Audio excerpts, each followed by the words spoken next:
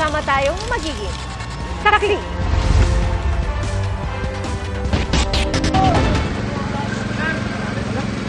Bago sa saksi, isang patay sa karambola ng 3 truck sa Maharlika Highway sa Atimonan, Quezon kanina hapon. Ayon sa pulisya, sinalpok ng truck na biyaheng Bicol ang nakasalubong na magkasunod na truck na parehong papunta sanang Maynila. At sa lakas ng impact, naipit sa mga bakal ang driver at pahinante ng nakabagang truck. Isinugod naman sa pagamutan ang 5 sugatan. Hindi pa malinaw kung ano ang sanhi ng disgrasya. Bistado ang operasyon ng mga scam hub sa 3 bahay sa Bataan. 10 dayuhan ang naaresto na galing umano sa binuwag na malalaking pugo. Saksi, si John Consulta.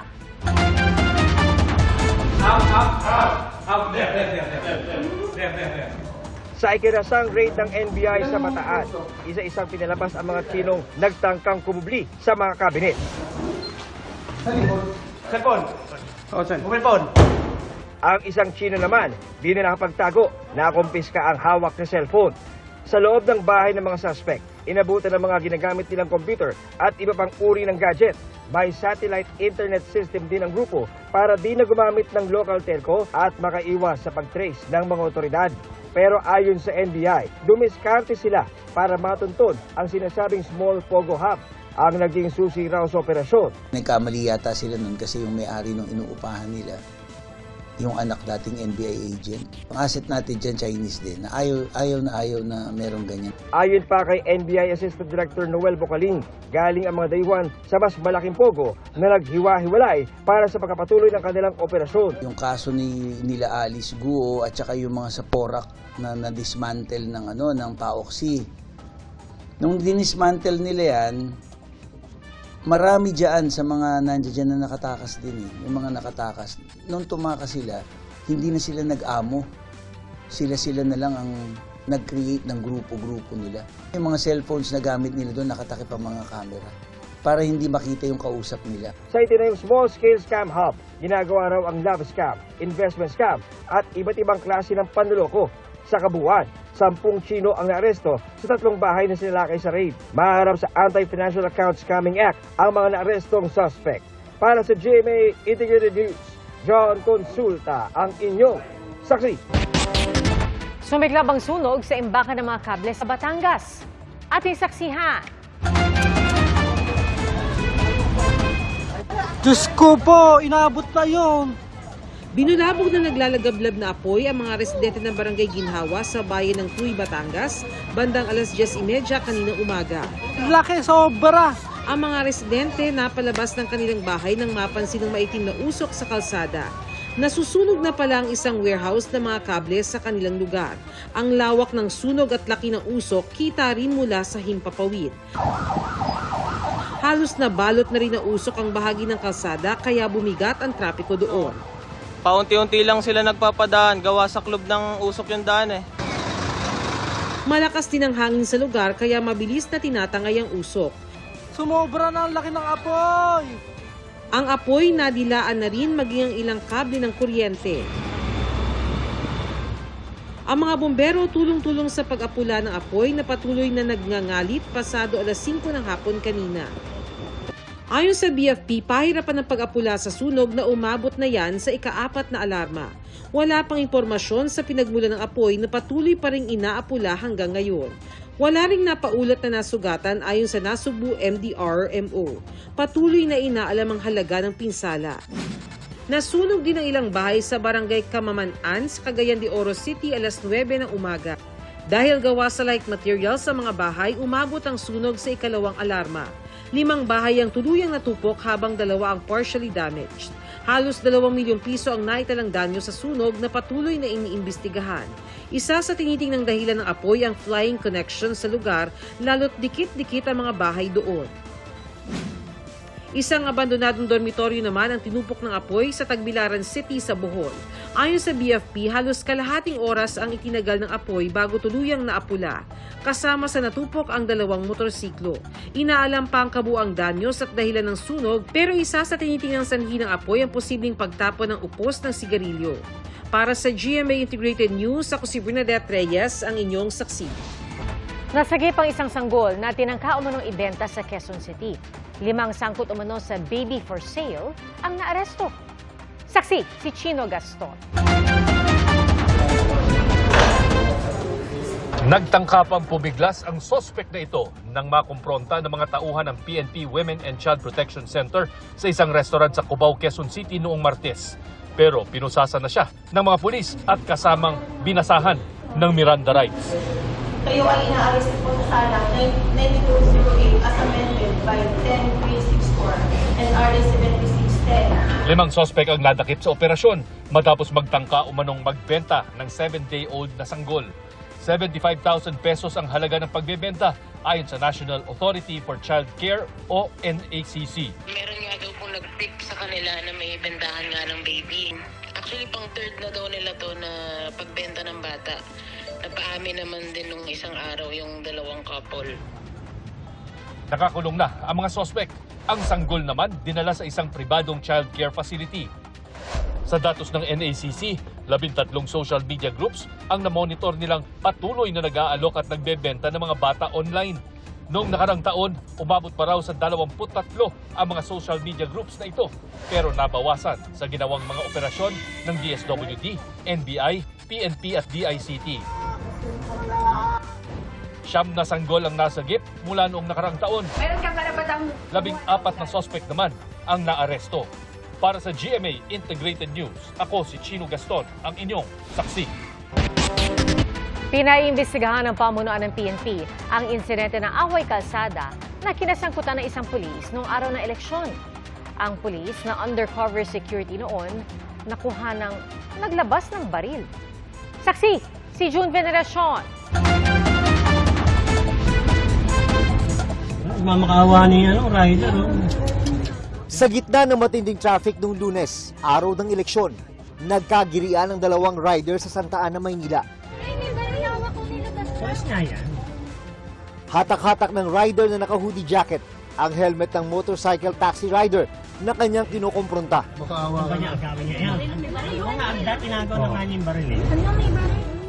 Pulis pala ang rider na may hawak na baril. Sabi ng Manila Police District, ang pulis na nasa viral video ay miyembro nila at naka-assign bilang undercover security noong araw ng eleksyon. Pagdating ng mga kasama niyang naka-uniforme, pinusasan nila ang motorcycle taxi rider. Pinusasan? Sino? Baka hinuhuli nila yan. Hindi naman tama yung ginawa. Hindi, baka pulis itong kasama nila nito. Ipinagtanggol ng MPD ang ginawang pag-aresto ng 2 naka-uniforming pulis sa rider dahil ito sa inisyal na paglabag na unjust vexation. Personal na nakausap ni MPD spokesman Police Major Philip Ines ang pulis na nasa viral video. Itong driver na to dahil nagmamadali po, patuloy po pinakalampag yung kanyang top box at pilit siyang pinapausod. Pero sabi po ng pulis, hindi siya makakausod kasi meron pong truck sa harapan niya. Sinabi po ng pulis natin na ako po ay pulis. Ang sabi po ni driver, wala akong pakialam, pulis ka, umalis ka dyan sa harapan. Gayunpaman, iniligay na sa restrictive custody ang pulis matapos isuko ang kanyang baril. Nahaharap siya sa reklamong administratibo. Pwede pang madagdagan yan ng reklamong kriminal kapag nagdemanda ang kanyang nakaalitang rider. Pinaiimbestigahan na ni PNP Chief Romel Francisco Marbil ang insidente. Ang words po na ginamit ni Chief PNP pagka mga ganito pong klase mga insidente, let us not sugarcoat anymore yung mga pagkakamali ng mga pulis natin. Nakita natin na initially sa mga video pala nakita natin may pagkakamali. Payo ni Police Major Ines sa mga kabaro. Kaya nga po palagi itong pinapaalala sa atin yung pinakamataas na antas ng pagtitimpi o yung maximum tolerance. Bilang alagad po ng batas, dapat mahaba po talaga yung PC natin pagdating po dito. Para sa GMA Integrated News, June Veneracion ang inyong saksi.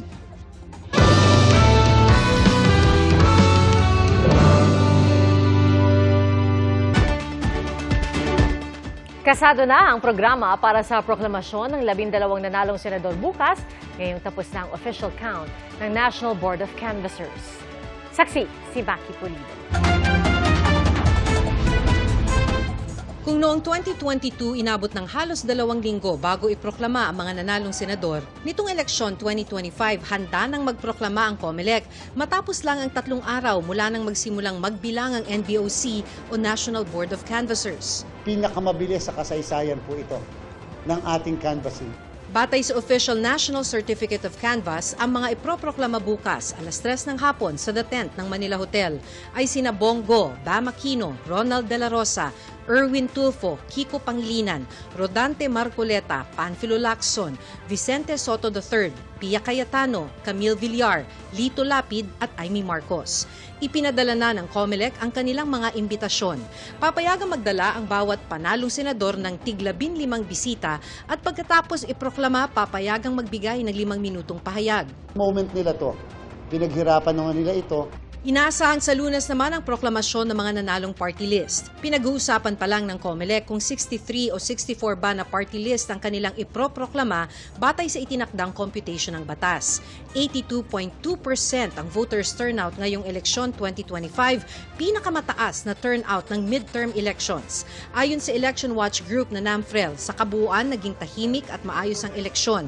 Pero pinuna nito mga naganap na karahasan at mga naging aberya sa automated elections. Pinuna rin ng NAMFREL ang pagkakaantala sa transmission ng mga election returns sa kanilang server. Pinuna rin ng NAMFREL ang di umano'y mahigit 18 milyong overvotes o yung hindi binilang dahil sumobra ang boto. Pero giit nila, hirap silang tukuyin kung ito'y senyales ng dayaan. Tanggap naman daw ng COMELEC ang mga punang ito pero 85% ang gradong ibinigay ni Garcia para sa ahensya. Kung tutuusin, hindi lang daw naging mas mabilis ang transmission nitong eleksyon, mas transparent pa. In reality, lahat ng boto sa lahat ng servers ay pare-parehas. At confirmed sa lahat ng nakapaskil na election returns sa labas ng presinto. Yun ang pinaka-best test. Tumutugma ba sa na-transmit at tumutugma ba sa ballot images na pinakita sa mga watcher. Para sa GMA Integrated News, Maki Pulido ang inyong saksi. Ipinasara ng Department of Migrant Workers ang 2 language training center sa Bulacan. Illegal umanong nagre-recruit ng mga magtatrabaho abroad ang mga establishmento. Saksi, si Jasmine Gabriel Galban ng GMA Regional TV. Japanese, Germany. Sari-saring dayuhang lengguwahe ang itinuturo sa training center na ito sa Malolos, Bulacan.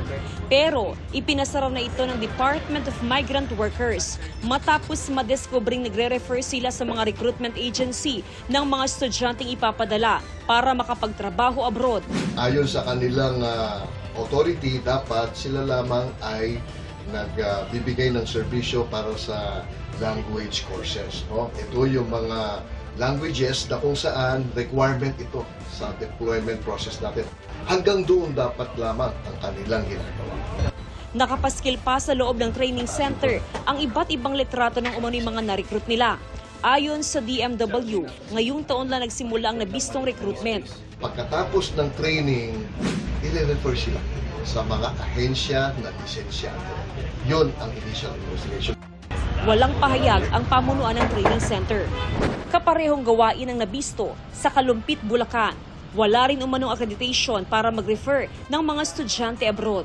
Kaya ipinasara na ng DMW ang isa pang language training center. Tumanggi magbigay ng pahayag ang pamunuan nito. Ayon sa DMW, posibleng iisa lang ang may-ari ng mga ipinasarang establishmento. Yung rehistradong lumalabas na proprietor, isang family. Magkakaibang mga tao. Ayon sa DMW, magsasampa sila ng mga reklamong human trafficking at illegal recruitment. Para sa GMA Integrated News, ako si Jasmine Gabriel Galban ng GMA Regional TV, ang inyong saksi. Nanindigan si dating Senadora Laila De Lima na may basehan ang pag-acquit sa kanya sa kasong may kinalaman sa droga. At may paliwanag naman ng Justice Department kaugnay sa desisyon ng Court of Appeals sa kaso ni De Lima. Saksi, si Darlene Kai.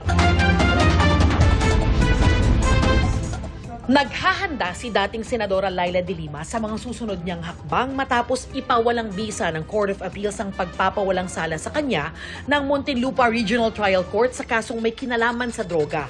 Naninindigan si De Lima may basihan ang pagkaka-acquit sa kanya. Parang sinasabi lang is that hindi masyadong maganda o tama o kulang-kulang yung pagkakasulat nung respondent judge. So hindi naman sinasabi na mali yung pag-acquit sa akin. Kasi naman talagang may dahilan, may basehan yung pag-acquit sa akin. Inakwit si De Lima sa kaso noong taong 2023 matapos bawi ng testigong si dating Bureau of Corrections OIC Rafael Ragos ang kanyang testimonya na nagdala siya ng pera sa bahay ni De Lima mula sa kalakaran ng droga sa Bilibid. Sinabi lang daw niya ito dahil natakot siya. Pero ang desisyon, inakyat ng Office of the Solicitor General sa Court of Appeals. At sa desisyon ngayon ng CA 8th Division, iniutos na ibalik ang kaso sa Muntinlupa RTC. Sabi ng CA, bigo raw ang korte na sabihin kung alin sa mga pahayag ni Ragos ang binawi, kung ano ang epekto ng mga binawing pahayag, at kung anong bahagi ng krimen ang hindi napatunayan. Parang masyado yung form lang over substance. Opo. Ang pinaka-importante yung substantive finding na hindi na-prove yung aking guilt. Okay. Diba? Hindi yung kung ano yung forma ng desisyon. Sa paliwanag ni Department of Justice spokesperson Miko Clavano, hindi binabaliktad ng CA ang pagpapawalang sala kay De Lima. Ang pinagpapaliwanag daw ay ang RTC judge na nagbaba ng hatol. Ang magiging party po dyan ay ang judge na sinasabing lumabag po sa kanyang jurisdiction. Hindi po ang merits ng case ng RTC ang pinapag-usapan sa Court of Appeals. Kumbaga, ang tanong lang po doon ay whether or not may grave abuse of discretion ang judge sa pag-issue. Ngayon po, sa aking pagbasa ng Court of Appeals decision, mukha namang clarification din po ang gusto nila. Binatikos ni retired Supreme Court Associate Justice Carpio ang desisyon ng Court of Appeals. I think mali yung CA na saying na the decision is void for failure to comply with the Constitution. Hindi naman require ng Constitution na napakaganda yung ponensya mo, yung decision mo. Okay. Madami naman dyan mga decision na very fair lang, no? As long as you state the facts and the law, pwede na yun. Sa isang mensahe, sinabi ni Solicitor General Minardo Guevara na kung ibabalik ang kaso sa RTC, ang mga prosecutor ng Department of Justice ang haharap dito. Pero kung umabot daw sa Korte Suprema ang usapin, patuloy na magsisilbi ang kanyang tanggapan bilang kinatawan ng taong bayan. Sa ngayon, inaasahang kasama si De Lima sa maipoproklama bilang party list representative, gayong siya ang #1 nominee ng ML party list. Ayon kay COMELEC Chairperson George Garcia, walang dahilan para suspendihin ang kanyang proklamasyon. Hindi naman po final conviction yon ng Court of Appeals. Wala naman pong pending case din sa amin. Para sa GMA Integrated News, ako si Darlene Kai, ang inyong saksi. 3 suspect ang naaresto sa magkahiwalay na anti-drug operation sa Angeles City at Quezon City. Isang bangkay ng babae naman ang natagpo ang palutang-lutang sa ilog sa San Fabian, Pangasinan. Saksi, si CJ Torida ng GMA Regional TV. Pasadong alas 10 ng umaga kahapon nang makita ang bangkay ng babae na palutang-lutang sa Buod River, bahagi ng barangay Kayanga, San Fabian, Pangasinan. Nakasuot ng asul na damit, pantalon at sapatos ang babae. May suot din siyang singsing. Tinatayang nasa mahigit 5 talampakan ang taas. Nasa pagitan ng 30 hanggang 40 ang edad. Sa tulong ng Philippine Coast Guard, na-retrieve ang bangkay.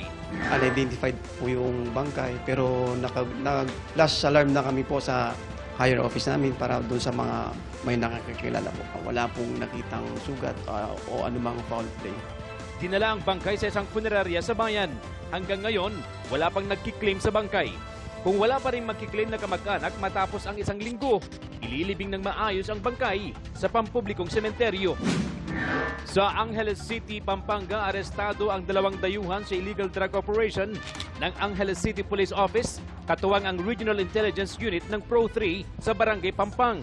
28 anyos na Chinese national at 38 anyos na Korean national ang mga naaresto. Na-recover sa mga suspect ang 2 sachet na naglalaman ng hinihinalang shabu na tumitimbang ng 5 gramo at may street value na humigit kumulang 34,000 pesos. Mahaharap ang 2 dayuhan sa reklamong paglabag sa Comprehensive Dangerous Drugs Act.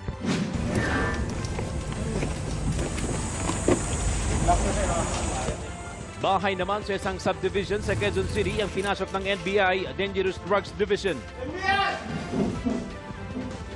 Nang makaakyat sa 2nd floor,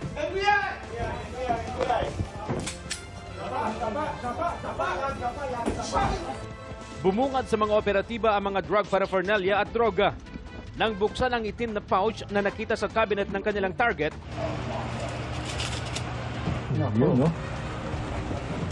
Nadiskubre ang 3 sachet na may lamang droga.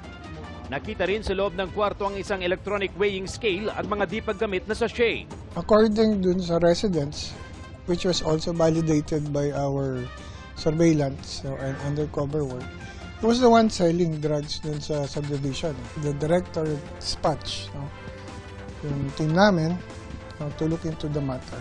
And after undercover work, surveillance, and test by operations, we were able to apply for a search warrant. Sangkaterbang drug paraphernalia pa ang nadiskubre sa iba't ibang bahagi ng kwarto ng suspect. Paliwanag naman ng suspect, before, a year or more than a year ago, nagbibenta ako. Pero tumigil ako kasi gumagamit ako pang sarili ko lang. And recently, I've even been trying to stop. para sa GMA Integrated News, CJ Torida ng GMA Regional TV, ang inyong saksi.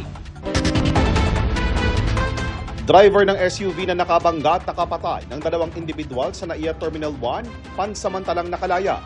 Base sa impormasyon ng PNP Aviation Security Group, pinayagan ng Pasay City Regional Trial Court Branch 109 na magpiyansa ang driver. Nahaharap sa bailable na kasong reckless imprudence resulting in double homicide, multiple serious physical injuries, and damage to property ang driver. Mga tracker team na tutugis kina Attorney Harry Roque, Cassandra Ong, Dennis Cunanan at 48 iba pa, ipinakalat na. Binuo ang mga tracker team ng Criminal Investigation and Detection Group matapos maglabas ang korte ng arrest warrant laban sa mga nabanggit para sa kasong qualified human trafficking. Kinokonsidera na rin ng PNP at DOJ ang pakikipag-ugnayan sa Interpol para sa pag-aresto kay Roque na nasa the Netherlands. Ang pulisya naman makikipag-ugnayan din sa Bureau of Immigration dahil sa posibilidad na makalabas din ng bansa ang iba pang ipinaaresto. Nauna nang sinabi ni Roque na di makatarungan ang ginagawa sa kanya at biktima siya ng political persecution dahil sa pagiging kaalyado ng mga Duterte. Pero giit ng DOJ, prosecution at hindi persecution ang nangyayari. Hindi rin daw nasi-single out si Roque dahil isa siya sa maraming akusado. Hindi naman makumpirma ng abogado ni Ong kung nasaan ang kanyang kliyente. Di na siya nagbigay ng pahayag kaugnay ng arrest warrant habang di pa niya ito nabeberipika o naaaral. Para sa GMA Integrated News, ako po si JP Soriano, ang inyong saksi. Pinag-aaralan ng Agriculture Department kung pwedeng mapalawig ang mga papayagang makabili ng 20 pesos kada kilong bigas. May mga nadismaya dahil wala silang napala sa pagpila. Saksi, si Bernadette Reyes. Po sa mga walang number, hindi na po kayo makakakuha ng bigas. Naka-assign na po yung bigas para po sa may mga binigay na number. And antay na lang po sa susunod na announcement sa... Dismayado ang ilang residente na navotas matapos malamang ubus na ang tig 20 pesos kada kilong bigas pasado alas 10 pa lang ng umaga. Senior citizen pa naman ang ilan sa kanila. Wala nang araw number. Okay lang kami makakakuha. Samantalang yung iba malalapit, nakakakuha agad. Paano kami? Agahan na lang ang pag-isip mo, nandito ka na, tapos maghintay ka hanggang alas 8. Wala ka na gagawin sa bahay. Nakakapanlata lang. Marami akong gagawin sa bahay, hindi tuloy nagawa. Sana dagdagan nila para yung mga ibang nakakabili. Tatlo na po ako nagpunta rito, hindi ako nakakabili. Nauubusan, katumbalik. Dito sa Navotas City Hall, eto na ang ikalawang araw na nagbebenta ng 20 pesos kada kilo na bigas. 50 sako ang dinala dito para ibenta, pero sa loob lamang ng 2 oras, agad ding naubos ang supply ng bigas. Pinapayagan natin sila makabili ng bawat isang tao 5 kilo para mas marami makabili. So binilang namin, nagbigay kami ng number base doon sa pinadalang bigas. So kaya yung mga dumating ng late na, wala talaga silang abutan. Ayaw naman natin kasi maraming pila, tapos wala na silang mabibili. Wala na ring laman ang bigas na may 20 pesos per kilong bigas sa Disiplina Village, Barangay Ugong sa Valenzuela. Ito pa naman ang inaasahan ni Bethany lalo't nasubukan na niya ang bigas. Masarap po siya, ma'am, tsaka maputi po. Sana laging meron dahil sa hirap ng buhay ngayon, yung mga hindi kayang bumili ng mahal na bigas, makakabili po kami. Ayon sa Kadiwa Store ng barangay, doble na ang in-order nilang stock para mas marami ang makabili. Nung malaman po nilang mayroong 20 pesos, dinumog po kami. Tapos po, umpisa 6:30 pag open namin, ang daming bumili. Yung 56 ka ba, naubos ka agad. Mayroon pa naman pong mga pumupunta, wala na kaming maibigay. Ayon sa Department of Agriculture, inaayos ng kagawaran ng proseso kung paano mas mapapabuti ang delivery system para mas mabilis maiparating ang mga bagong stock sa mga Kadiwa store. Kailangan namin additional na magbebenta dahil nga kung 50 sites yan, you need, kung mahaba pila, you need at least 4 people. Alam naman namin yung solusyon. It's just repositioning funds and yung proseso nga ng pag-hiring. Sa ibang lugar naman, gaya sa Elliptical Road sa Quezon City, may inabutan pang bigas ang 58 years old na si Reynaldo. Labis ang panghihinayang niya dahil hindi naman pala para sa lahat ang 20 pesos na bigas. Tulad ng mga targeted sector, limitado rin anya ang budget niya sa bigas. Nakapanginayan talaga po. Eh, sayang po yung nilakad eh. Galing pa po ako ng Project 6. Naglakad ako hanggang dito po. Ayon sa Department of Agriculture, pinag-aaralan nila kung mapapalawig ang programa para hindi lang limitado sa senior citizens, PWDs, solo parents at miyembro ng 4Ps ang makakabili nito. Talaga pong targeted muna yung ating ginagawa ngayon. Definitely po, inaaral natin kung gusto pa natin palawigin o expand pa para i-include po natin yung mga nasa lower income bracket. Yun po ay pinag-aaralan namin ngayon. Para sa GMA Integrated News, Bernadette Reyes ang inyong saksi. Isinagawa ang isang workshop sa Quezon City na humihikayat sa pagbibisikleta bilang alternatibo sa pagkukommute. At sa gitna na rin po yan ng mahal na produktong petrolyo. Saksi, si Von Aquino. Matapos ang rollback nitong Elections Week, taas presyo sa ilang produktong petrolyo ang nakaamba sa susunod na linggo. Hanggang 2 piso kada litro ang posibleng dagdag sa presyo ng diesel. Hanggang piso at 40 sentimo naman ang posibleng price hike sa gasolina at kerosene. Ayon sa Oil Industry Management Bureau ng Department of Energy, base yan sa presyo sa 4 na araw na trading. Kabilang sa mga dahilan ng paggalaw ng presyo ang napagkasunduan ng Amerika at China na kaltas sa reciprocal tariff sa mga imported na produkto. Dahil sa mataas pa ring presyuhan ng produktong petrolyo, karaniwan ang itinutulak ang pagbibisikleta bilang alternatibo sa masasakyang dekrudo. Pero syempre, kailangang kondisyon ang mga bisikleta. Sa pagtutulungan ng Quezon City LGU at Bike Community, isang bike mechanic workshop ang ginawa sa Quezon City. Layo nitong maturuan ang mga kalahok na mag-repair ng bisikleta at mahikayat sila na gumamit ng bisikleta sa pagkukommute. Kabilang sa mga participant ang mga bike patroller na sina SP at J. Maynard. Habang nagmo-monitor po tayo sa kalye, pero in case po na may nasiraan po na bikers, makakatulong po kami na magawa at maayos po ito. Marami naman pong natutunan kami, lalo na po sa kung ano po talaga yung nabibigay at nadudulot ng pagbabike sa mga environment, physical, mentally. Ayon sa mga organizer, nais nilang tulungan ng Quezon City LGU na i-promote ang active mobility sa syudad. Dinisenyo ang workshop na ito para sa Active Transportation Officer mula Quezon City, Taguig at Pasig City.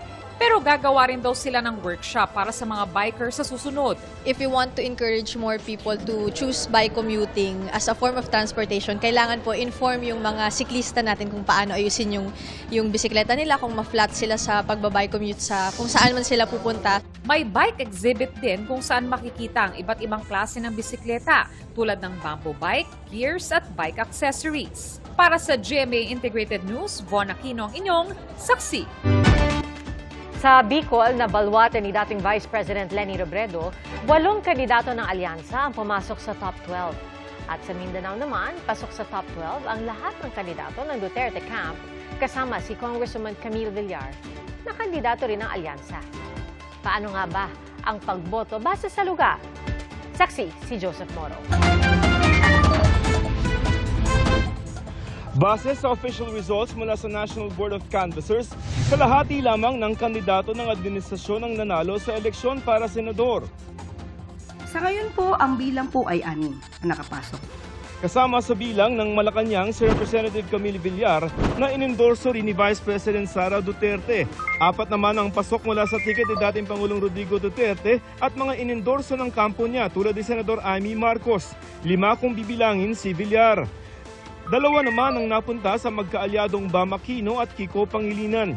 Kung titingnan kung paano bumoto ang mga Pilipino base sa lugar, makikitang sa Mindanao na kilalang baluarte ng mga Duterte pasok sa top 12 ang lahat ng kandidato ng Duterte camp kasama si Villar na kandidato rin ng alyansa. Sa Luzon kung saan nanggaling ang mahigit kalahati ng mga botante malapit sa final result ang listahan ng kanilang binoto. 10 sa nasa Magic 12 dito ang nanalo. Hindi nanalo sa huli ang pang-8 dito na si Ben Tulfo at pang-12 na si Benhur Abalos. 6 na nasa Magic 12 doon nakuha ng alyansa. Sa Bicol na baluarte ni dating Vice President Leni Robredo, tanging si Go lamang ang nasa top 12 galing sa Duterte ticket. 8 naman ang pumasok sa alyansa ng administrasyon. Sa National Capital Region, 5 sa mga kandidato ni Pangulong Bongbong Marcos ang pasok sa top 12 at 3 sa mga kandidato ng mga Duterte. Ang nakakapukaw ng atensyon nag-top 12 dito ang 2 kandidato na hindi nanalo, sina Heidi Mendoza at Bonifacio Bosita, kapwa tumakbong independent candidates at disuportado ng anumang partido. Nag-top 12 din sina Mendoza at Bosita sa Calabarzon, ang rehiyon na may pinakamaraming botante. Kasama nila sa top 12 ang 5 mula sa alyansa, 2 mula sa Duterte slate, sina Aquino at Pangilinan at si Ben Tulfo. Sa Visayas, 7 sa administration bets ang nasa top 12 pero nanguna dito sina Go at Bato de la Rosa. 3 sila sa Duterte slate na nasa top 12. Sa Region 7 kung nasa ng Cebu Province, 9 na pro-Duterte bets ang nasa top 12 doon. 2 lamang sa manok ng administrasyon ang nakapasok.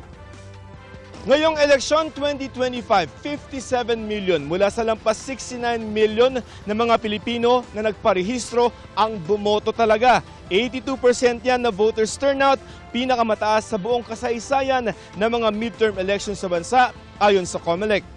Ayon kay Professor Erwin Alampay ng Public Administration na nagkomento sa resulta ng senatorial race, the message of who the administration is, what it stands for, wasn't very sharp. For some who won, mas clear yung agenda nila. You cannot discount the fact that nagkaroon ng impeachment and nagkaroon ng, of course, President Duterte was sent to the ICC.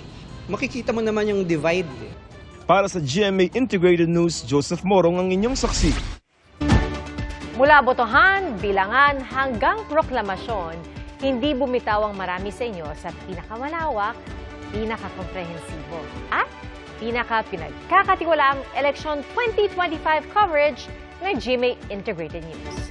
Ito po ang pinakatinutukan nitong May 12 hanggang 13 on air at online.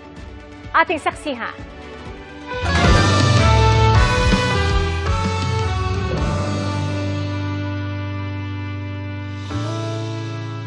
Mula sa botohan, ito po ang Eleksyon 2025. Hanggang sa bilangan, susilipin na natin ang partial, unofficial count as of 5:48. hanggang sa proklamasyon ng mga nanalo sa iba't ibang posisyon sa lokal na pamahalaan. Inihatid ng GMA Integrated News ang pinakamalawak, pinakakomprehensibo, at pinakapinagkakatiwalaang election coverage nitong Lunes, May 12 hanggang 13 sa telebisyon, radyo at online. Pinakamataas sa posisyong iboboto ngayong eleksyon ang 12 senador. Tinutukan ng buong pwersa ng GMA Integrated News ang sitwasyon sa iba't ibang panig ng bansa para sa 32 oras na tuloy-tuloy na pagbabalita na pinangunahan ng pinakapinagkakatiwalang anchors at reporters. Katuwang din ang pinakaginagalang ng mga media group, kumpanya at institusyon sa pagtitiyak na dapat totoo ang mga balita at impormasyon. Muling pinagtibay ng GMA Network ang posisyon nito bilang leading news authority sa bansa dahil ang eleksyon 2025, the GMA Integrated News Coverage, most watched on air at online. Base sa Nielsen Philippines TV audience measurement data para sa May 12 hanggang 13, nakakuha ng combined people rating na 4.2% sa urban Philippines ang election coverage ng GMA Integrated News na umere sa GMA at GTV. Nakapagtala rin ng eleksyon 2025, the GMA Integrated News Coverage ng combined reach na 23.5 million viewers sa total Philippines. Pero hindi lang sa telebisyon sinubaybayan ng mga manonood ang marathon coverage ng GMA Integrated News. Online, ang eleksyon 2025 ng GMA Integrated News ang pinili ng netizens na source of news and information.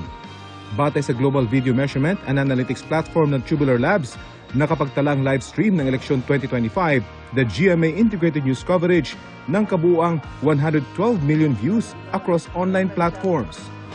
Gabi ng eleksyon, Luzon, Visayas at Mindanao. Namayagpag ang GMA sa primetime noong araw ng eleksyon, May 12. Ang flagship newscast nito na 24 oras nakapagtala ng combined people rating na 12.9%. Ang lahat po ng yan bahagi ng aming mas malaking misyon at malawak na paglilingkod sa bayan. Maraming salamat sa inyong tiwala, mga kapuso.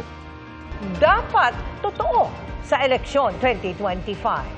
Para sa GMA Integrated News, ako si Rafi Tima, ang inyo, saksi. Nagkagulo sa labas ng isang soccer stadium matapos araruhin ng isang kotse ang grupo ng mga taga-suporta sa Barcelona, Spain. Kinailangan pumagitna ng mga pulis dahil sa mga galit na gustong makalapit sa kotse. 13 ang nagtamo ng minor injuries. Ayon sa mga pulis, nawala ng kontrol ang driver at inalis na nila ang posibilidad na sinadyang pag-atake ang nangyari. Gayunpaman, arestado ang driver. Magbubukas po ng government internship program ang DSWD na may kasamang allowance para sa makukuha mga aplikante. Pwede pong mag-apply mula May 19 hanggang 21 ang mga kwalipikadong 3rd at 4th year students sa kolehiyo. Kasama po sa mga titingnan kung pasok sa poverty threshold ang kabuang halaga ng buwanang kita ng pamilya ng aplikante. 35 slots ang bubuksan para sa central office ng DSWD sa Quezon City at 75 slots naman sa bawat field office nila. Ipatutupad ang programa sa summer school break at maaaring makipag-ugnayan sa DSWD ang mga nais mag-apply.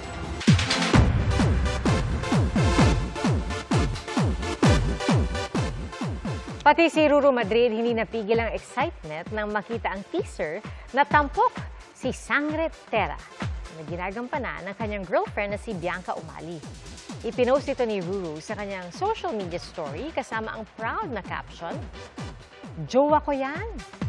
Nirepost naman ito ni Bianca sabay sabing, "Ay sus!" Inilabas na rin po ang maaksyong pasilip para sa karakter ni Faith Da Silva sa Encantadia Chronicles, Sangre. Gaganap po siya bilang si Flamara, ang tagapangalaga ng brilyante ng apoy. Mas matapang yata si Flamara kasi nanggaling ako sa kampo ng mga Punjabi at Hatoria.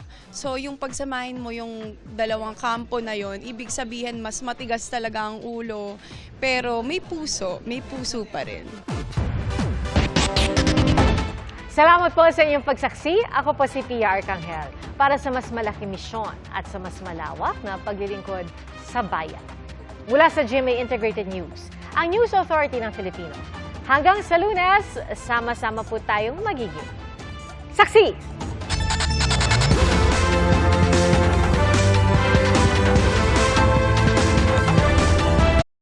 Mga kapuso, maging una sa saksi. Mag-subscribe sa GMA Integrated News sa YouTube para sa iba't ibang balita.